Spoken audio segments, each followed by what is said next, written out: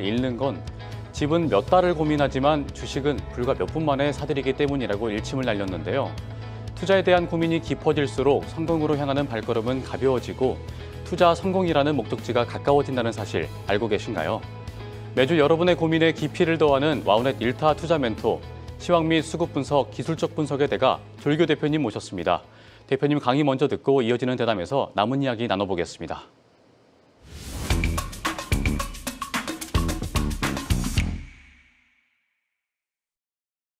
안녕하십니까. 벌써 7번째 시간입니다. 시간이 금방금방 지나가네요. 근데 오늘은 시황을 하기 전에 마음이 약간 무겁죠. 왜냐하면 미국발 대형 악재라면 악재일 수도 있고요. 그런 것들이 터져버렸기 때문에. 그래서 많은 사람들이 아마 지금 많이 나오고 있는 SVB 사태에 대한 부분들을 조금 궁금해하기도 하고 이게 시장에 미친 영향이 어떤 것인지를 좀 알고 싶어 합니다. 그래서 긴급 분석으로 제가 이 돌발 악재에 대한 시장 영향력에 대한 부분들을 설명 좀 드리도록 하겠습니다. 아마 그 언론에서 본 거와 또 뉴스에서 많이 봤지만 저는 이제 그런 거와 좀 다르게 좀 비교를 해볼게요. 일단 우리가 이제 이 SVB가 나오니까 리먼 브러더스 사태를 자꾸 생각을 하더라고요. 2008년도인데 요거랑은 좀 달라요. 이거는 뭐냐면 서프라임 모기지를 기반으로 해서 파생 상품을 발행해서 또 그걸 발행하고 이랬으니까 이게 레버리지가 얼마가 들어가 있는지 모릅니다. 그러니까 원금이 만약에 막 100억이면 그 100억을 기반으로 해서 레버리지를 1000억, 1조까지 쓸 수도 있기 때문에 굉장히 위험한 거죠. 그래서 이거는 또 파생 상품에서 계속 파생 상품을 만들어내니까 보고도 안 돼요. 그래서 이게 나중에 문제가 될 때까지 아무도 몰랐던 거죠.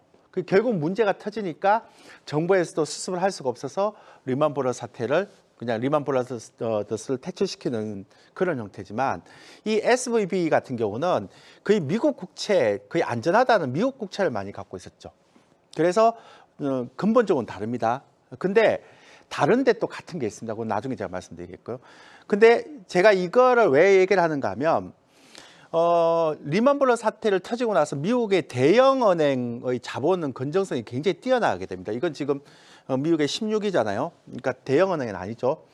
그래서 요런 거는 SVB 같은 경우는 미국의 국채를 기반으로 해서 문제가 터졌기 때문에 신속하게 정부 대응이 가능한 거고요. 옐런 장관도 주식을 갖고 있거나 채권을 갖고 있지 않은 형태라면 예금에 대해서는 무제한적으로 다 보장을 하겠다. 이렇게 얘기를 했던 거고. 근데 이제 이게 어떤 일을 벌인가 하면 이제 3월 FOMC 회의에 금리의 결정을 주고 있고요. 그다음에 SVB 같은 경우 스타트업 그리고 또 하나 문제가 생겼죠. 시그너처라고 가상화폐 전문 은행 이런 것들이 이제 계속 문제가 생기는 겁니다. 그래서 일단 리먼 브러더스 사태하고는 좀 다르다라는 것들을 여러분들이 좀 기억을 해 주시고요. 그다음에 여기서 또 하나씩 제가 설명드릴게요.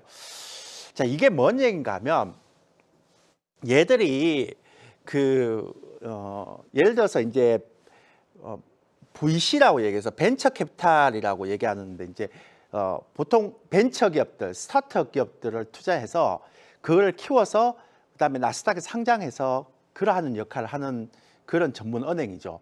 근데 얘네들이 돈이 계속 들어오다 보니까 이 돈을 계속 갖고 있다 보니까 이제 나스닥이 좀 안 좋잖아요. 최근에 이제 기술주가 안 좋으니까 이 돈은 갖고 있는데 이거 돈을 굴릴 데가 없어요. 그러다 보니까 스타트업에 투자를 하다 보니까 이 투자를 하려고 하다 보니까 아직 기술주가 전반적으로 좀 불안하고 이래서 그래서 미국 국채를 투자를 했거든요. 근데 미국 국채가 금리가 이렇게 쭉 올라가 버렸죠. 심지어는 5%까지 올라가 버린. 그러면 국채는 금리가 올라가면 국채 가격은 폭락을 하거든요. 그러니까 얘네들이 좀 수익을 내보겠다고 안전한 국채를 갖고 있었는데 금리가 올라가다 보니까 이게 꽝 떨어지면서 손해가 엄청나게 발생돼 버렸죠. 근데 이제 뱅크런에 대한 얘기가 나오니까 얘네들이 가지고 있는 국채 중에서 200억 불이라는 국채를 팔았어요. 일단 파니까 얘네들이 손실이 얼마 났는가 하면 20% 정도 나니까 18억 불 정도가 손실이 났잖아요.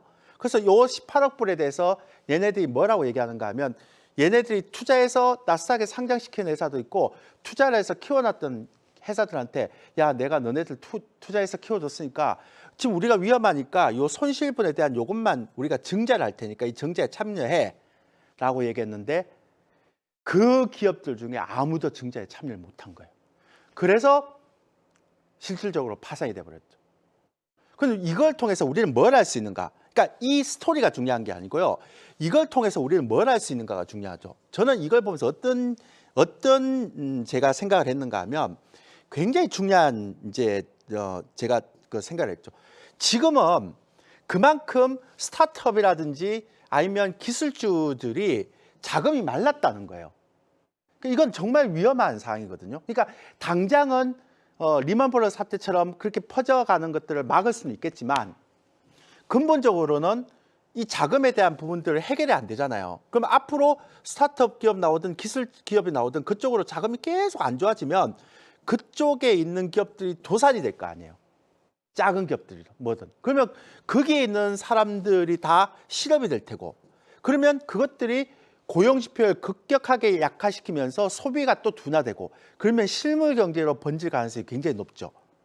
그래서 지금 이거는 리먼브러더스 사태처럼 당장은 문제가 생기는 게 아니지만 시스템 문제가 들어가는 건 아니지만 투자 시장이 급속히 악화될 수 있다. 그래서 앞으로는 이런 사태가 탁 터지면서 어떤 부분이 생각되는가 하면 이제는 웬만한 기술주들도 투자 못하겠네 이렇게 생각하죠.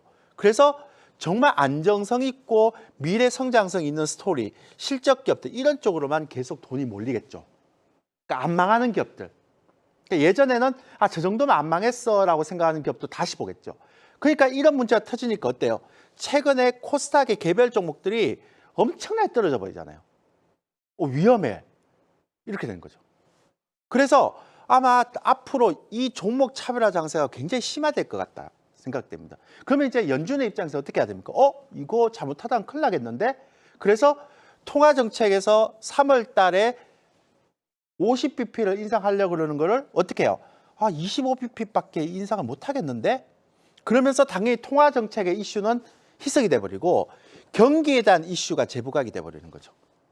그러면 이제 아까 말씀드렸죠. 올해 하반기, 2023년 하반기입니다. 그리고 이건 2024년 상반기죠. 내년 상반기. 여기에서는 이제 본격적으로 실물 경기의 영향권에 진입한다. 그런 말씀을 드린 거죠. 그래서 제가 계속 말씀드렸죠. 주식은 올해 상반기까지만. 다시 한번. 그래서 이제 3월 FOMC 회의의 결과 예상 및 시장 영향 이렇게 했는데 이제 앞서 말씀드렸지만 파월 의장이 상원하고 하원에 가서 굉장히 세게 얘기했어요.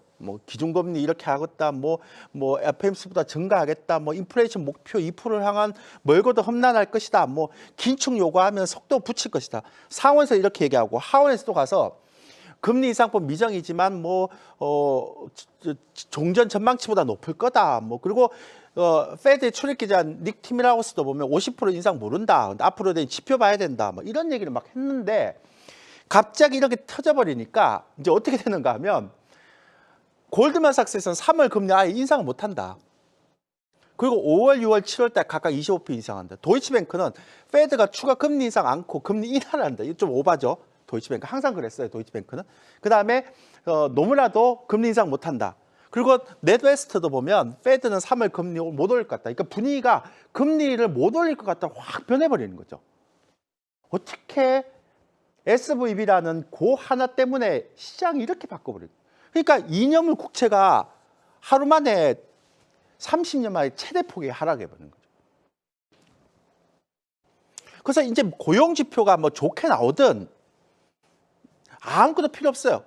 페드워치라고 해서 이게 금리를 인상하는 가능성이 몇 프로 있는 이 페드워치에 3월달 50% 인상 확률 보니까요. 지난주 초까지만 하더라도 20%대 지표가 나오기 전에. 그런데 파월 의장이 상하원에서 굉장히 세게 얘기하니까 71에서 80%까지 갔다가 지난주 후반에 SVB 사태 터지고 나니까 30%에서 확 떨어지더만 이번 주 초반에는 오히려 동결이나 25pp로 확 줄어버렸어요. 그 상황이 이렇단 말이에요. 그러면 사람들은 대표님 금리 인상을 공격적으로 안 한다는 건 시장의 호재 아닙니까? 라고 얘기하지만 아까 말씀드렸지만 금리 인상을 25bp 한다는 건 괜찮은데 동결 얘기가 나오는 건 좀 심하죠. 그런데 더 중요한 건 페드워치의 6월달 FOMC 금리 전망을 보면요. 지금 이게 450에 475인데 이곳에 지금 더 내려가 있는 상태에서 37%, 38% 확률이 나오고 있는 거예요. 이게 뭔 얘기예요? 지금 만약에 3월 달에 25pp를 인상을 하게 되면 결과적으로 여기인데 이거보다 지금 더 낮은 상태의 확률이 지금 이렇게 많이 나오고 있다는 거예요. 그 얘기는 뭐예요? 6월 달에 시장에서는 금리 인하를 예상하는 사람들도 굉장히 많아졌다. 말도 안, 그러니까 불과 일주일 전까지만 하더라도 6월까지 계속 금리를 인상한다.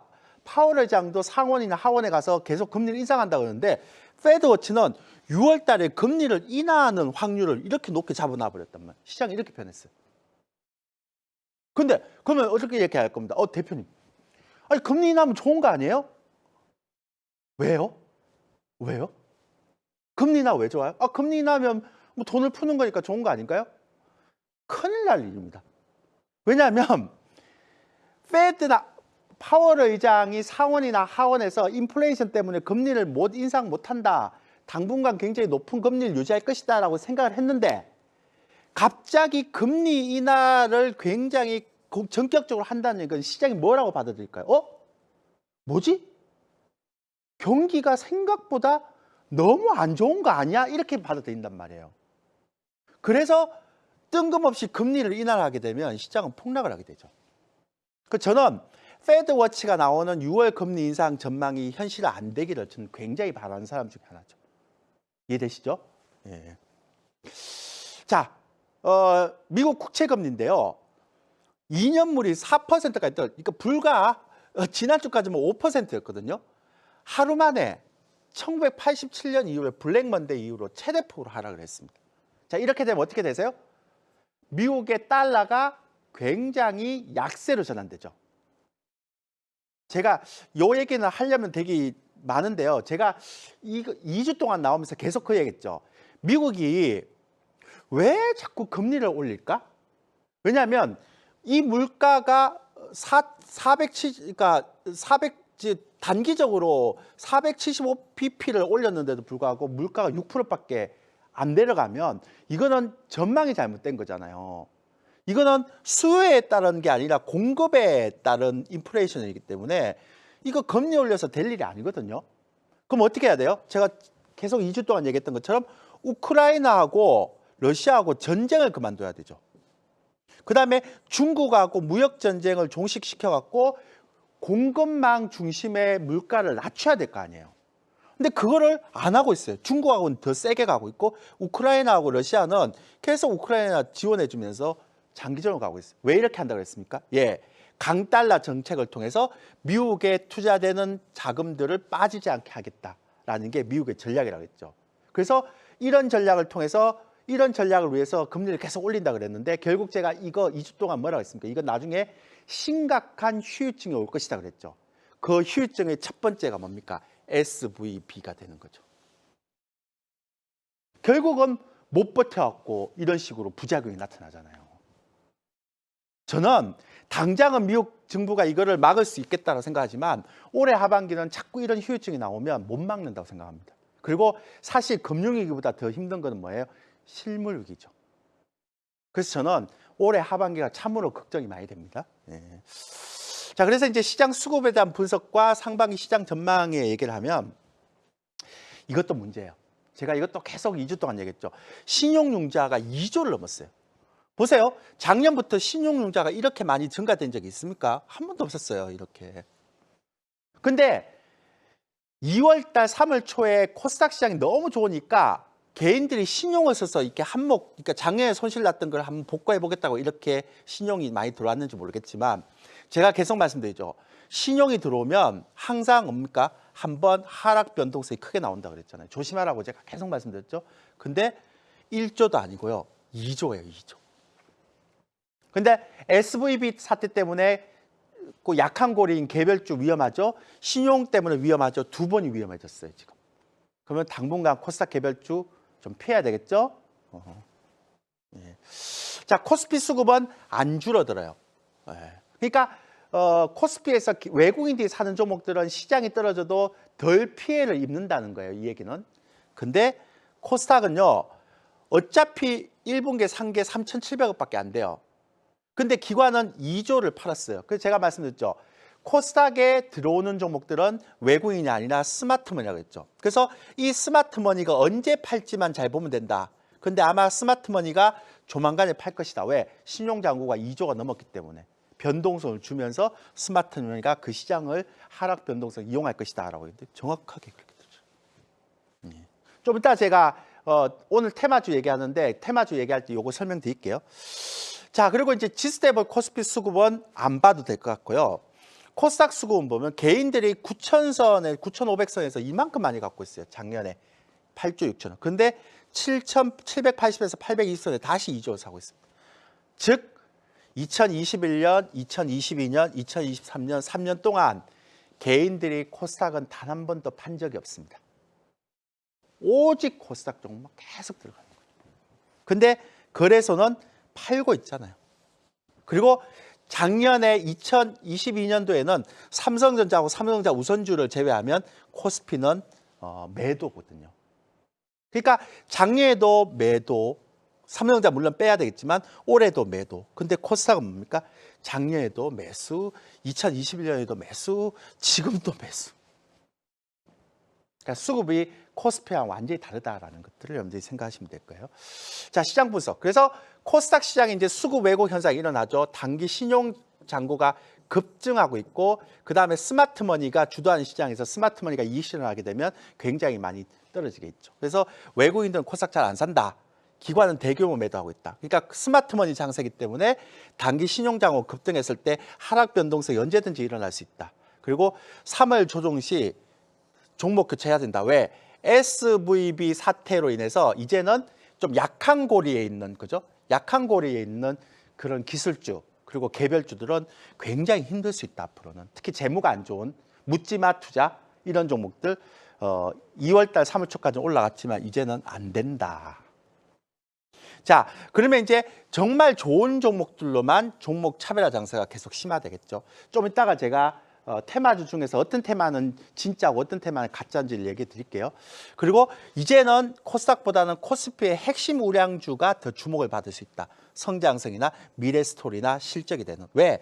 당장 아까 같은 SVB 같은 그리고 실물 경제 같은 부분들이 굉장히 부담스러웠으니까 이럴 수가 있는 거죠. 그래서 여러분들이 요걸 들고 앞으로 제가 지난번에 말씀드린 한국판 니프티 50 장세가 본격화될 수도 있다라고 생각을 하는 거죠.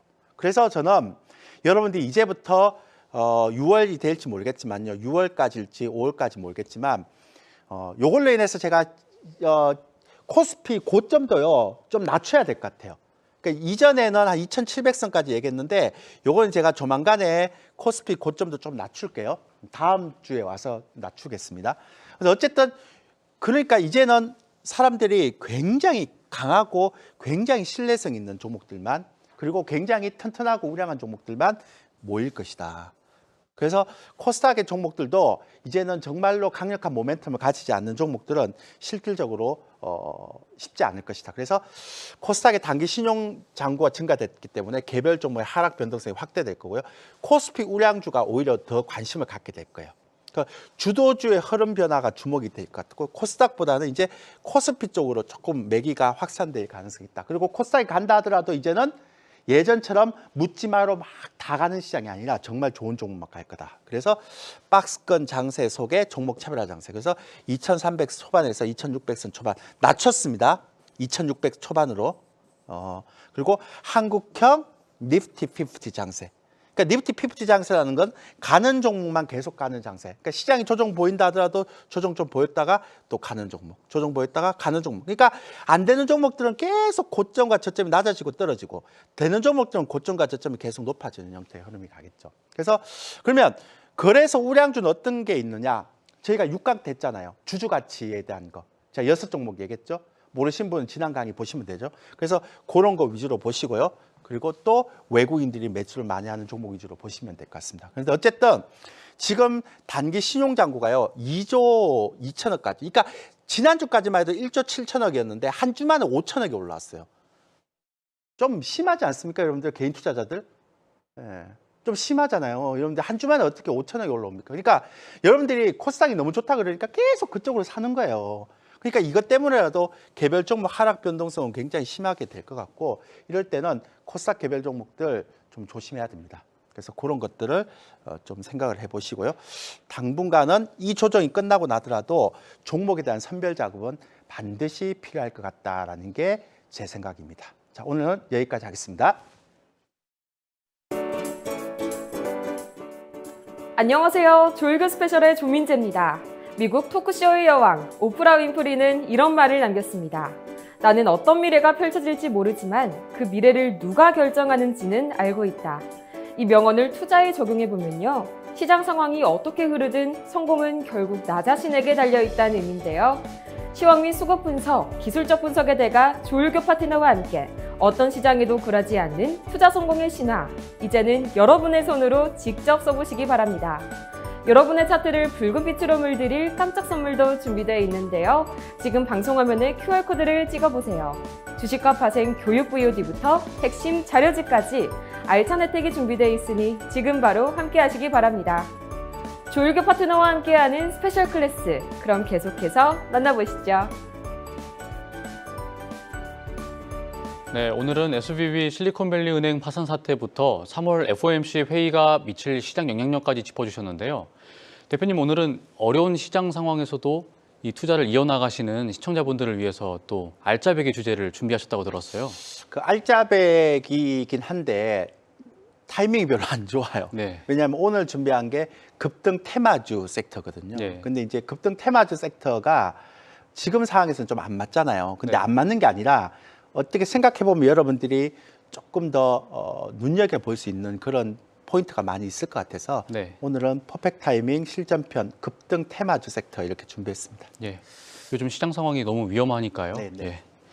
예, 특히나 또 올해는 코스닥 시장의 강세와 또 개별주의 강세가 또 뚜렷한 편인데요. 그 중에서도 오늘 이야기 나눠볼 급등 테마주를 제대로 공략한다면 또 승산이 있을 것 같습니다. 최근 시장에 나타나는 이 급등 테마주의 트렌드로는 또 어떤 것들이 있을까요? 근데 여러분들이 그 보통 이제 급등 테마주 같으면 예전에 한 2년 전까지만 하더라도 우리가 보통 얘기할 때 뭐라고 얘기하는가 하면 묻지마 투자라고 생각했습니다. 그러니까 그 얘기는 뭐냐면 펀더멘탈도 안 돼, 스토리도 없어, 성장성도 없어 이런데도 불구하고 무조건 올라가는 종목들을 얘기하는 거거든요. 네. 그러니까 이걸 보고 이제 묻지마 투자, 원래 급등주나 개별주는 다 그렇게 가는 거야. 그리고 막 세력들이 올리는 거야. 그런 얘기들 되게 많이 했는데요.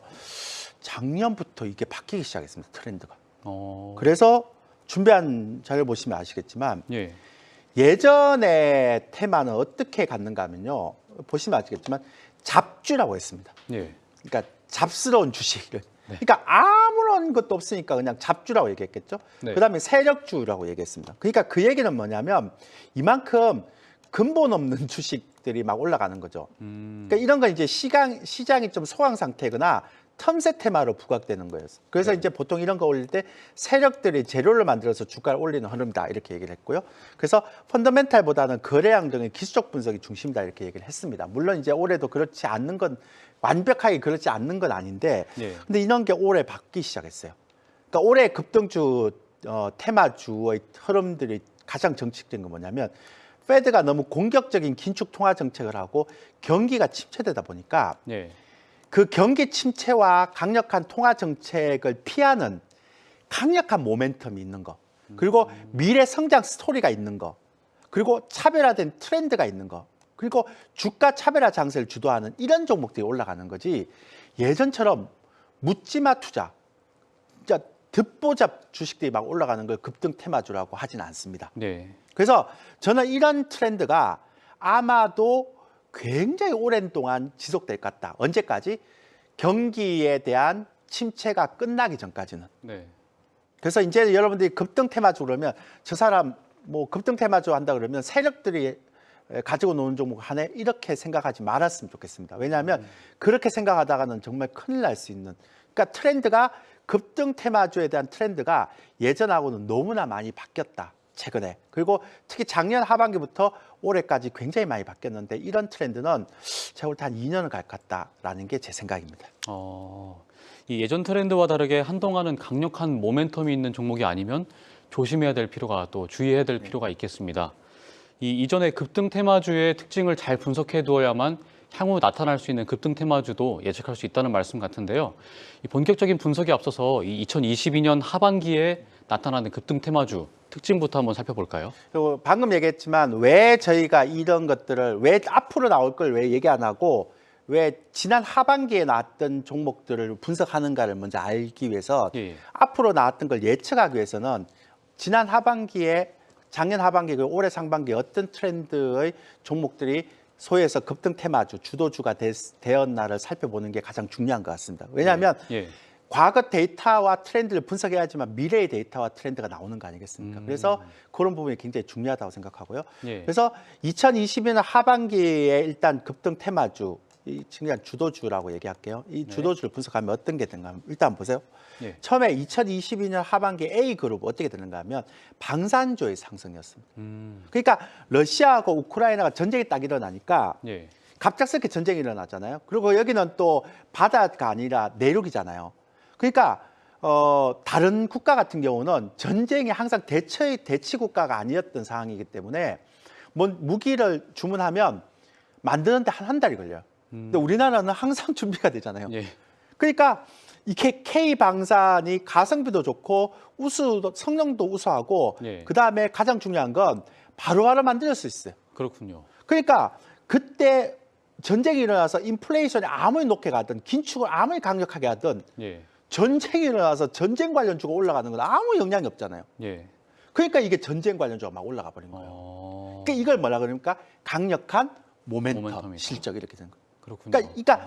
그러니까 인플레이션과 강력한 긴축에 대한 부분들이 비켜져 있던 종목들이 주도주가 된 거죠. 그러니까 이걸 가지고 뜬금없이 올라갔다고 얘기하는 사람이 없잖아요. 그렇죠. 그러니까 이거는 강력한 모멘텀. 그래서 작년 하반기부터는 이렇게 강력한 모멘텀이라든지 이유가 있는. 그래서 실적이 엄청 좋아졌습니다, 작년에.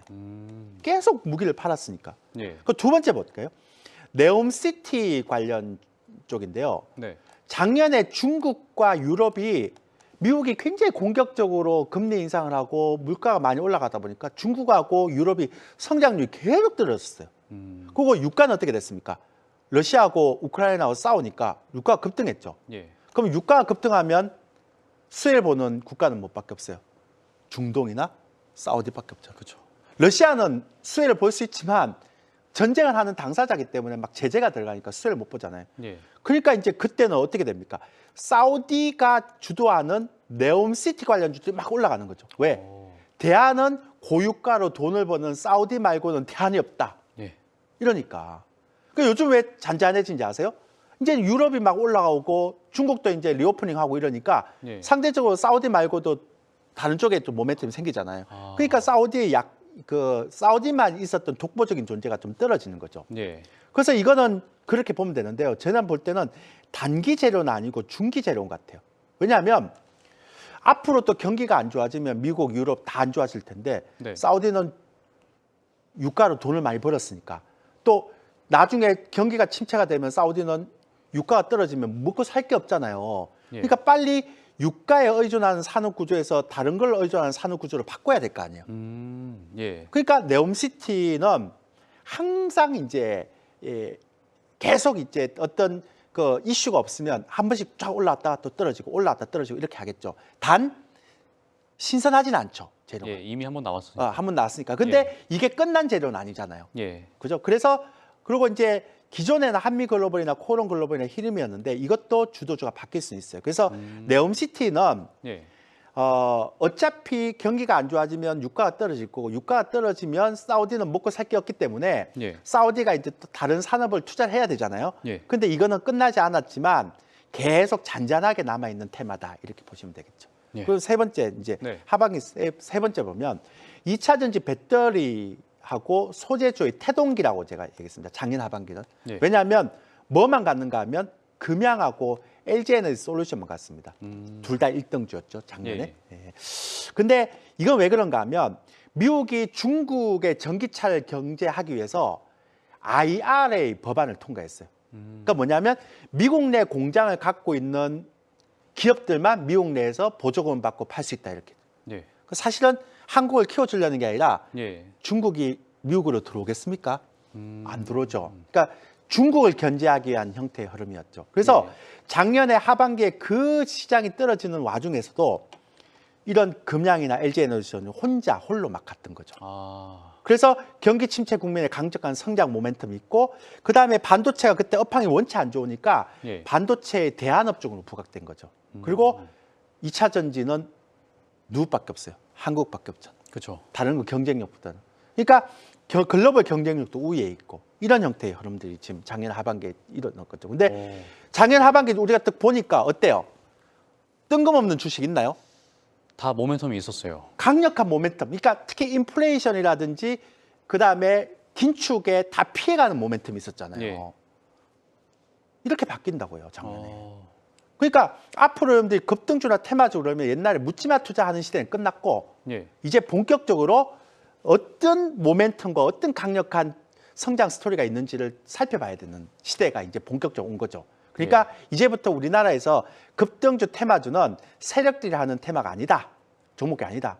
잘 분석하면 정말로 똑똑한 사람들이 하는 그런 형태의 주식들이다라는 게 작년 하반기 분석을 통해서 우리가 알 수 있는 거죠. 예, 그렇군요. 이 22년 하반기의 주도주로 이 전쟁으로 인한 방산주 그리고 유가로 인한 네옴시티, IRA로 인한 2차 전지까지 이제 지난해 트렌드가 다 나왔습니다. 올해 상반기에도 이 트렌드를 이어갈 수 있을지 기대가 되는데요. 대표님, 올해 1월부터 3월 사이에 이 트렌드를 또 알아야지 또 4월 이후에 또 유력 트렌드를 저희가 파악할 수 있을 것 같습니다. 이 연초 투자자들의 마음을 들썩이게 하는 또 급등 테마주가 또 있을까요? 근데 이제 잘 보세요. 이제 이것도 그러니까 이유를 다 설명해 보면 되게 재밌어요. 그게 뭐냐면 작년에 이제 엄청나게 시장이 안 좋으면서 나스닥이 많이 떨어졌단 말이에요. 근데 올해 유럽 시장이 생각보다 좋아서 전고점을 다 근접해서 올라와 버렸잖아요. 그러고 보니까 이제 사람들이 찾기 시작하는 거죠. 다음에 기술주를 선도하는 게 뭐가 있을까를 찾기 시작하는 거죠. 왜냐하면 먹거리가 없잖아요. 이제 다음 세대의 먹거리를 찾아야 되는데 먹거리가 없는 거예요. 그런데 가만히 보니까 인플레이션은 6%를 찍었는데 임금이 안 올라가네. 임금이 안 떨어지네. 그러니까 원래 임금이라는 게 한번 올려놓으면 하방 경직성이 있어서 잘 안 떨어져요. 그럼 사람들이 생각을 볼 때 이거 앞으로 물가를 계속 고물가로 갔을 때 임금이 안 떨어지면 굉장히 기업을 하기 되게 힘들겠다라고 생각하니까 이제 어떻게 하면 로봇을 생각하기 시작. 사람을 대체하는 산업용 로봇. 그래서 로봇 관련 준비한 자를 보시면 로봇 관련이 딱 나오는 거죠. 그러면서 대기업의 로봇 산업 진출이 막 모멘텀이 빵빵 터지잖아요. 대체적으로 보면 레인보우 로보틱스가 삼성전자, 유상전자 참여한다. 그게 딱 나오죠. 이게 레인보우 로봇.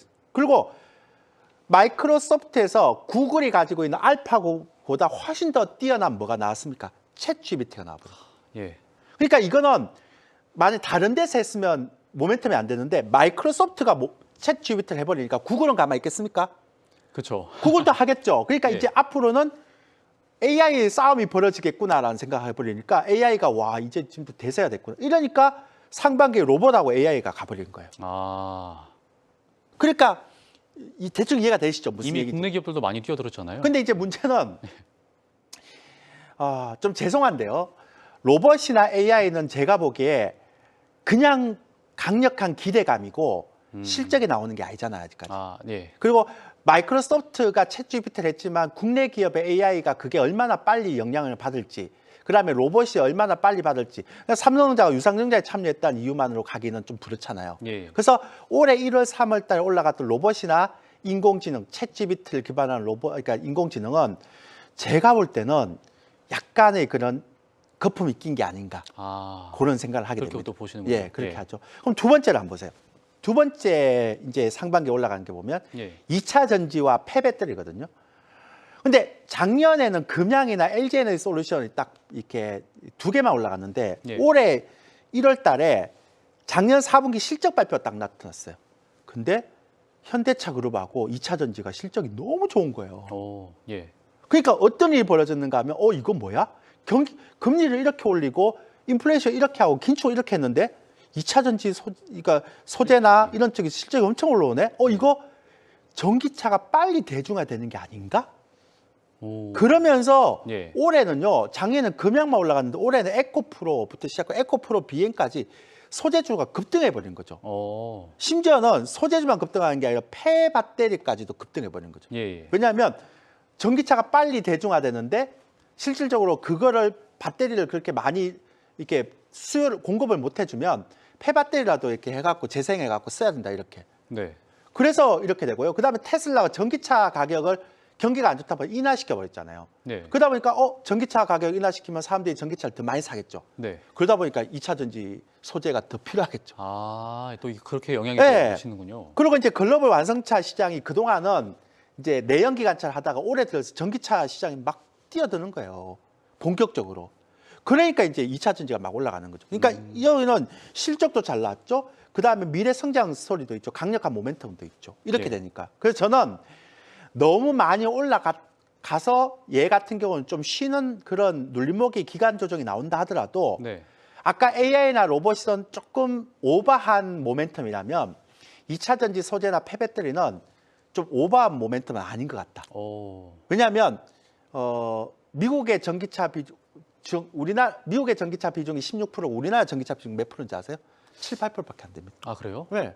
그러니까 그게 50% 올라올 때까지는 계속 이슈가 되겠죠. 그래서 이제 요거는 네. 단기적으로 너무 올라왔던 부분이 부담스러운 건 있겠지만 이런 부분들은 계속적으로 놓고 봐야 된다라고 생각하는 거고요. 예. 이제 마지막으로 2023년 1월 3월 저희가 지난주에 제가 얘기했던 그런 정보도 포함되지만 예. 갑자기 주주가치나 행동주의 펀드가 팍 뜨면서 코리아 디스카운트 해소 필요성이 탁 떠버리는 거잖아요. 그러면서 예. 주주가치 지배구조 개선에 대한 요구가 막 생기죠.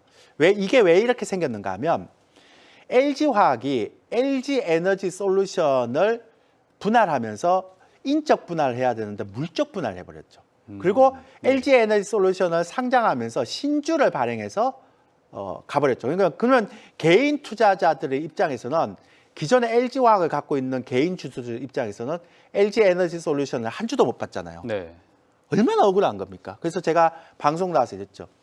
진짜 분노하게 하는 그런 일을 발생했다. 그러니까 그러고 나니까 이제 LG화학이 올해 굉장히 이제 주주 가치를 많이 신경 쓰고 있고 막 그렇게 하는 거죠. 그래서 그 다음부터는 유튜버들이 요즘 되게 많이 보죠.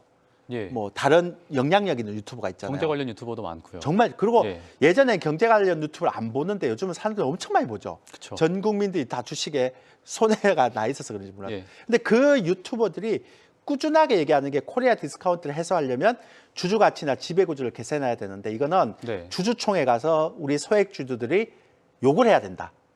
그래서 개인 투자자들 인식이 확산된다. 이러니까 행동주의 펀드, 장하성 펀드도 있고 예. 강상구 펀드도 있고 외국계 펀드도 있고 행동주의 펀드가 굉장히 공격적인 요구를 하게 되는 거죠. 그리고 또 하나는 예.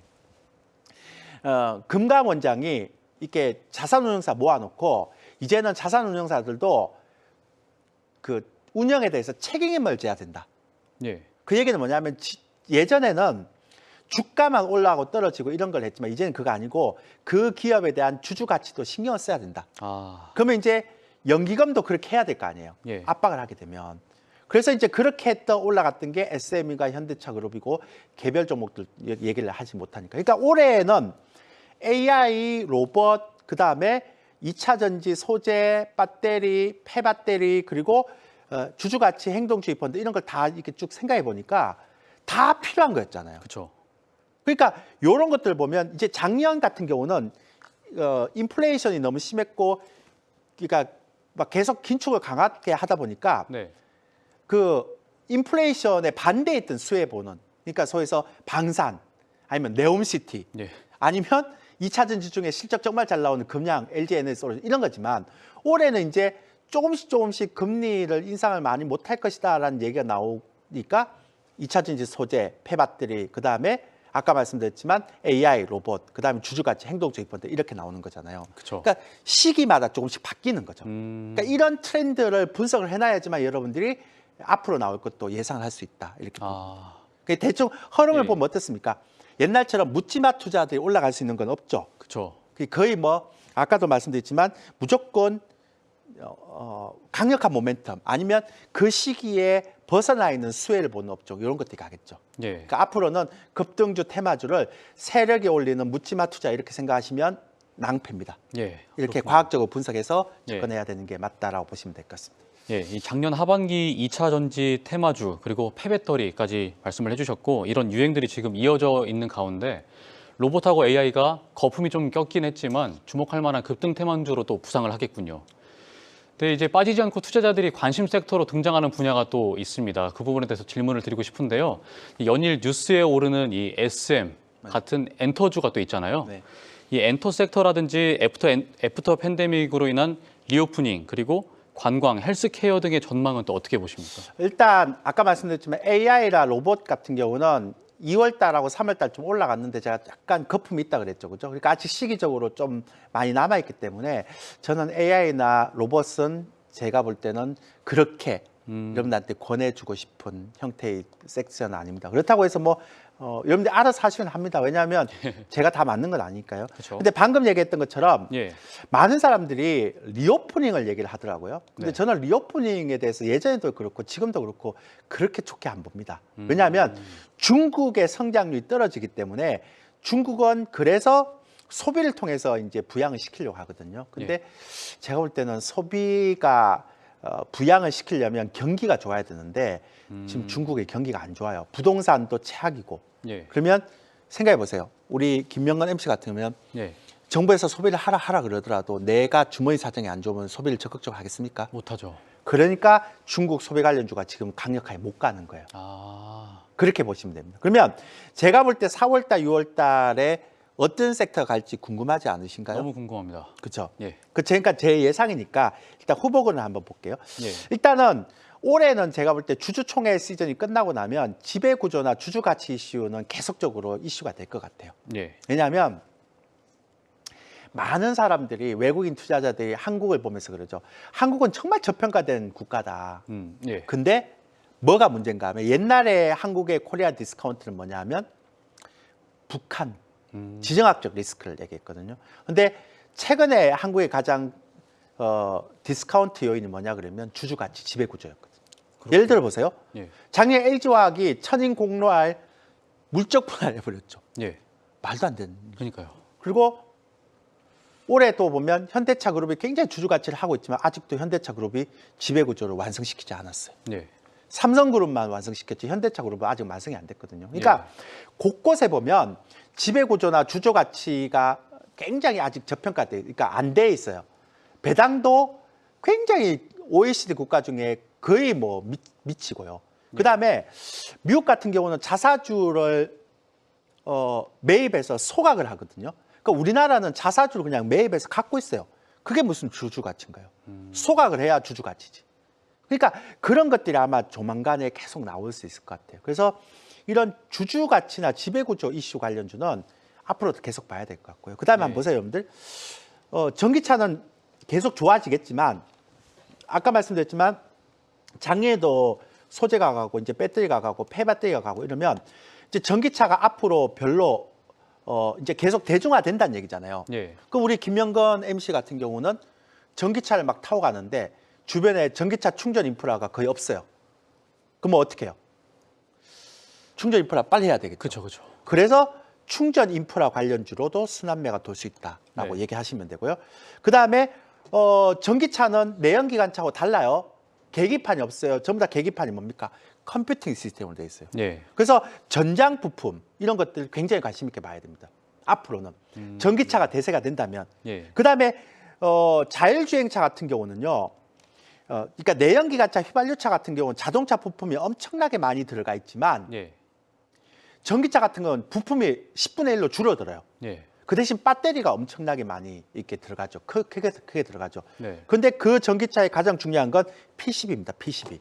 제가 지난번에도 말씀드렸죠. PCB 이거는요. 잘 못 만드는 회사가 만들잖아요. 네. 그러면 아스팔트하고 쫙 닿아갖고 여기 자기장이 생겨버리면 차가 이렇게 뒤집어져 버려요. 죽어버려요. 생명하고 직결되는 문제거든요. 그쵸. 그래서 PCB 쪽은 앞으로 정말로 잘 만드는, 그러니까 고집적 고효를 PCB를 만드는 그 회사 말고는 살아남을 수가 없어요. 그게 중국에는 없어요.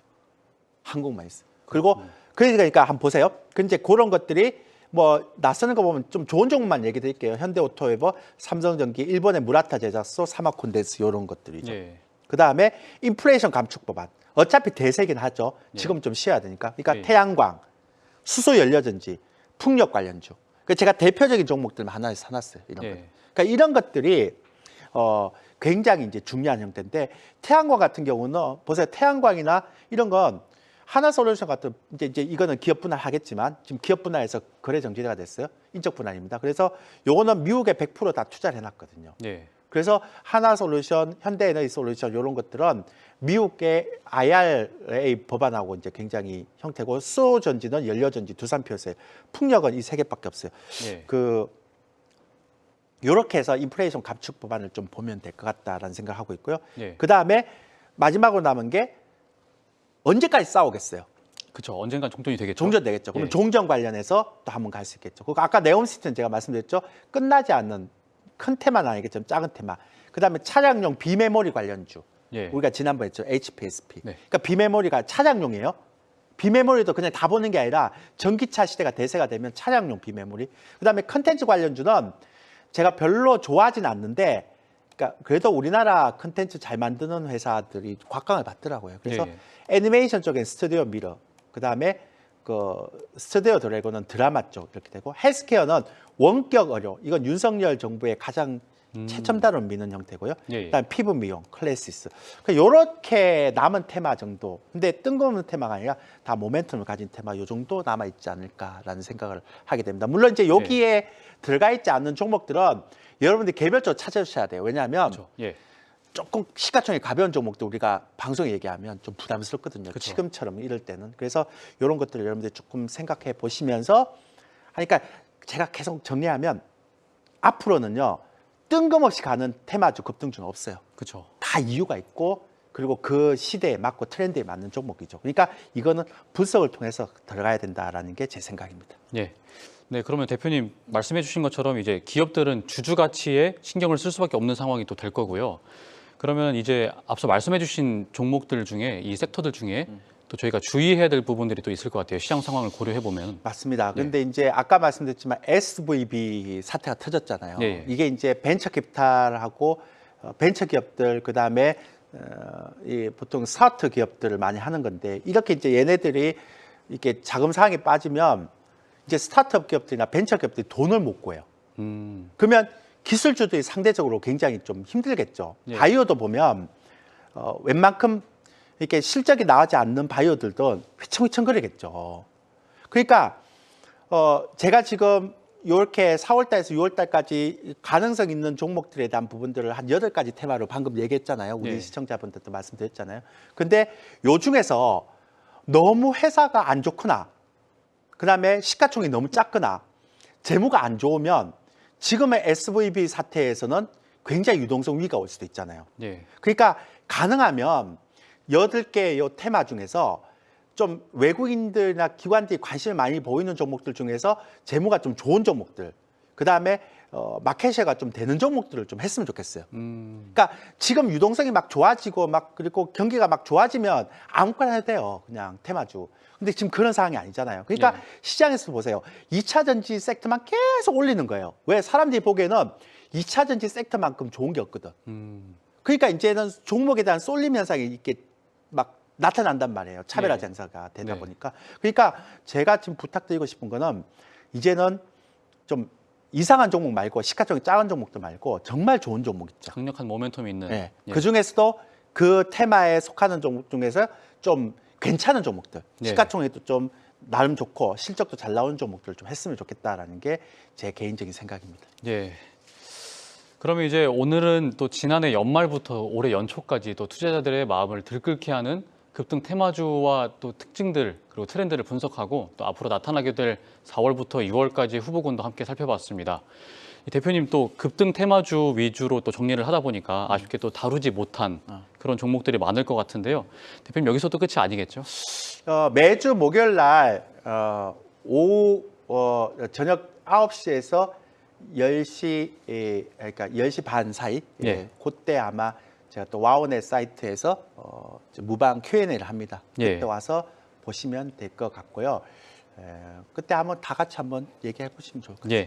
오늘 미처 소개하지 못하신 대표님의 HTS에 또 즐겨찾기가 된 급등 테마주 종목들도 이제 함께 만나보실 수 있겠습니다.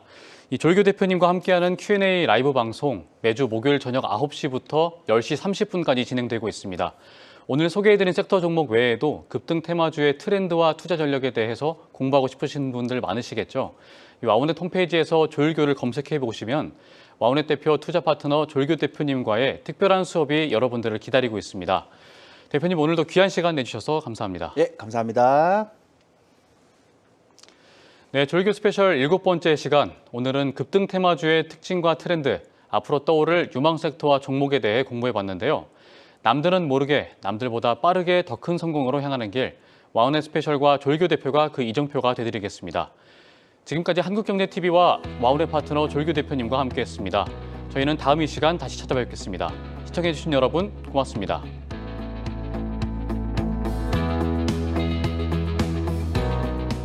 조일교 스페셜 7번째 강의. 오늘은 급등하는 테마주에 대해 알아봤는데요. 대형주보다 개별주가 강세를 보이는 시장에서 확실한 나만의 종목을 찾고 싶다면 시황 및 수급 분석, 기술적 분석의 스페셜리스트 조일교 파트너와 함께 성공을 향한 가장 쉽고 빠른 길을 찾아보세요. 조일교 스페셜이 준비한 알찬 선물 다시 한번 소개해드립니다. 지금 스마트폰으로 방송 화면에 QR코드를 찍어보세요. 주식과 파생, 교육 VOD부터 핵심 자료지까지 알찬 선물이 가득하니까요. 방송에서 못한 더 많은 이야기 계속해서 만나보시기 바랍니다. 그럼 저희는 다음 이 시간에 더 유익한 내용으로 찾아오겠습니다. 조일교 스페셜은 여러분의 성공 투자를 응원합니다.